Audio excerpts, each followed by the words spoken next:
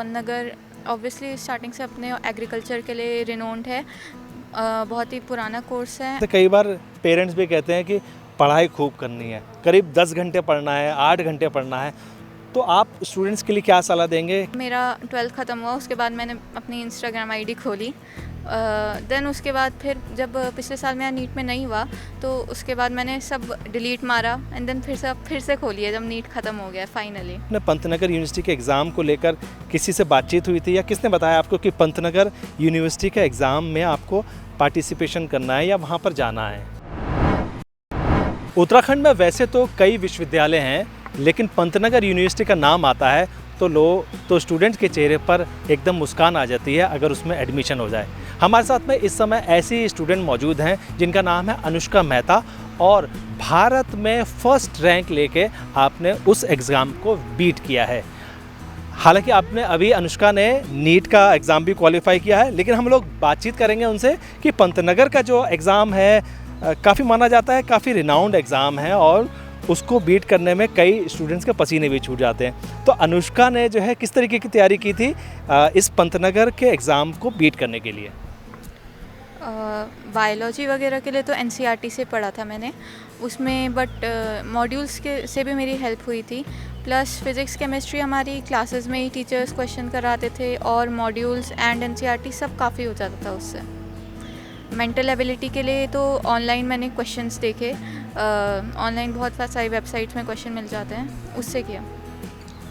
अनुष्का जी, आपने जो है अभी आपने नीट भी किया है, लेकिन मैं चूँकि पंतनगर के लिए जो है काफ़ी स्टूडेंट्स का माइंड रहता है कि मेरा पंतनगर में किसी तरीके से इस इंस्टीट्यूशन में मेरा एडमिशन हो जाए, तो कौन से वहाँ पर एग्ज़ाम्स को बीट करके कौन कौन से कोर्सेज जो चलते हैं, चाहे वो बैचलर की हम बात करें, जो थोड़ा बहुत आप जानती हैं, जो आपको लगता हो कि उनके लिए सलाह दे पाएँ कि ये अगर आपने पंतनगर यूनिवर्सिटी का फर्स्ट रैंक जिसकी आई है या टॉप 10 में किसी की रैंक आई है, तो उसको कौन सा ऑप्ट कर देना चाहिए?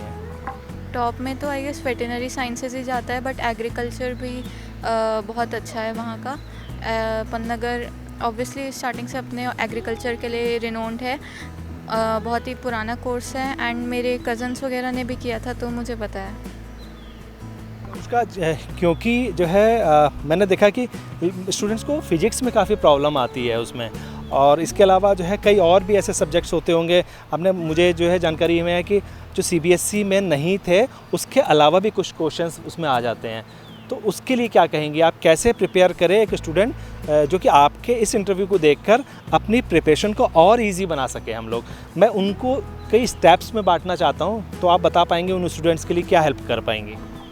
जब मैंने 11th-12th की थी तब उस टाइम पे नया वो सिलेबस नहीं आया था, तो मैंने सारे चैप्टर्स वैसे पढ़े ही थे, सो इसलिए मुझे ज़्यादा कुछ प्रॉब्लम नहीं हुई। प्लस अगर उन चैप्टर्स को आप छोड़ोगे भी तो ज़्यादा कुछ फ़र्क नहीं पड़ता, क्योंकि अगर आप छोड़ रहे हो तो बाकी सब भी छोड़ ही रहे हैं। अगर आपके पास टाइम है एक्स्ट्रा तभी वो चैप्टर्स पढ़ने चाहिए, वरना उससे बेटर है कि जो चैप्टर्स आपको पढ़ाते भी हैं स्कूल्स एंड कोचिंग्स में और जिनको आप करते हो आप उन्हीं पे अपना स्ट्रॉन्ग करो, तो उससे भी पेपर इजीली हो जाएगा। और हम लोग बातचीत करते हैं, जैसे कई बार पेरेंट्स भी कहते हैं कि पढ़ाई खूब करनी है, करीब 10 घंटे पढ़ना है, 8 घंटे पढ़ना है, तो आप स्टूडेंट्स के लिए क्या सलाह देंगे कि अपना जो सिलेबस है उसको कैसे डिस्ट्रीब्यूट करें जिससे ईजी रहे उनके लिए? अगर हम फर्स्ट पे बात करें, उनको कितना समय किस सब्जेक्ट के लिए देना चाहिए?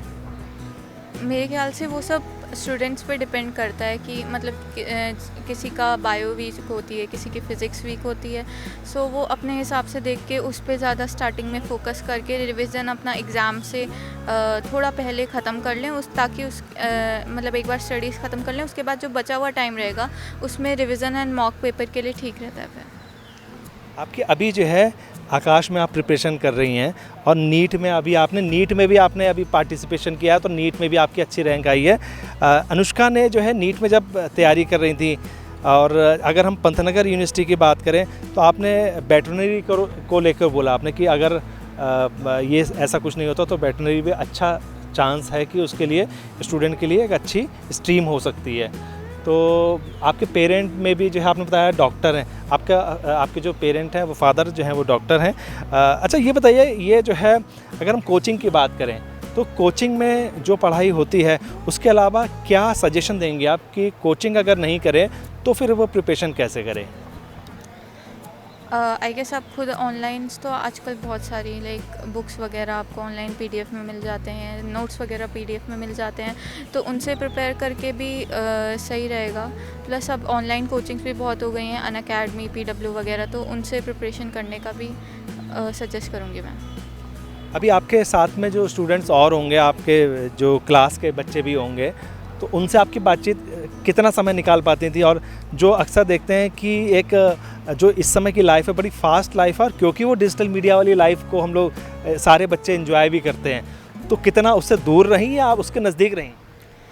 मैंने सिर्फ व्हाट्सअप पे किया था, मतलब व्हाट्सअप पे ही चलता था, बिकॉज हमारा पूरा ग्रुप वगैरह आकाश का ऑफिशियल प्लस दोस्तों से बात करना, नोट्स वगैरह शेयर करना, जोक शेयर करना, सब व्हाट्सअप पे ही चलता था। बट जब मेरा 12th ख़त्म हुआ उसके बाद मैंने अपनी इंस्टाग्राम आईडी खोली।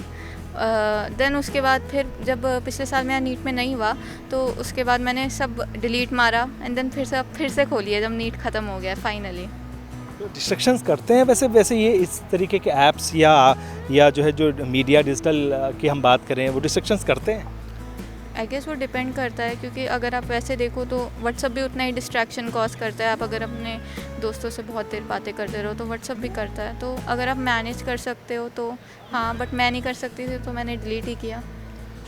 अच्छा, कई बार कहते हैं ना कि दोस्तों से बात करने के बाद कई नए आइडियाज़ भी जनरेट होते हैं, तो उसमें जो है नए आइडियाज़ को लेकर जब आपने पंतनगर यूनिवर्सिटी के एग्ज़ाम को लेकर किसी से बातचीत हुई थी, या किसने बताया आपको कि पंतनगर यूनिवर्सिटी के एग्ज़ाम में आपको पार्टिसिपेशन करना है या वहाँ पर जाना है?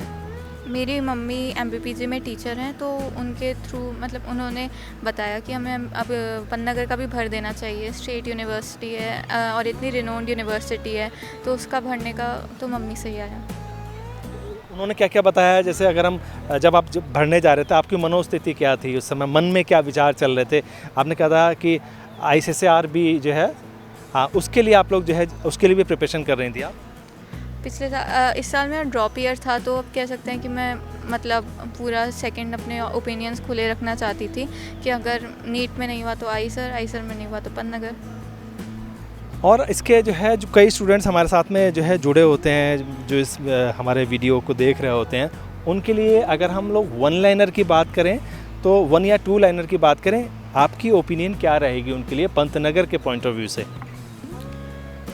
कि प्रिपेयर करते रहें, क्योंकि बहुत टाइम ऐसा होता है कि बिल्कुल मन नहीं करता, ठीक है, उस टाइम पे थोड़े मिनट कुछ देर का ब्रेक लेना सही रहता है, बट उसके बाद फिर से उससे ज़्यादा उसके ज़ील के साथ आपको अपनी प्रिपरेशन पे लगना चाहिए। बिल्कुल, ये थी अनुष्का मेहता, जिन्होंने पंतनगर यूनिवर्सिटी में फर्स्ट रैंक करके देश में एक नाम कमाया है, और आज वो हल्द्वानी ही नहीं पूरे भारत के अंदर पहचानी जा रही हैं। हालांकि अब जो है आप पंतनगर को लेकर काफ़ी ज़्यादा खुश हैं कि उन्होंने इस एग्ज़ाम को बीट किया। अगर कोई स्टूडेंट इस तरीके के कुछ क्वेश्चंस भी आपसे पूछना चाहेंगे तो हम आपको आमंत्रित भी कर देंगे, और आप क्वेश्चन हमारे कमेंट बॉक्स में कर सकते हैं, जिसके ज़रिए हम कोशिश करेंगे कि आपको अनुष्का के पेरेंट्स का या उनका खुद का कॉन्टैक्ट नंबर उपलब्ध करा पाएँ।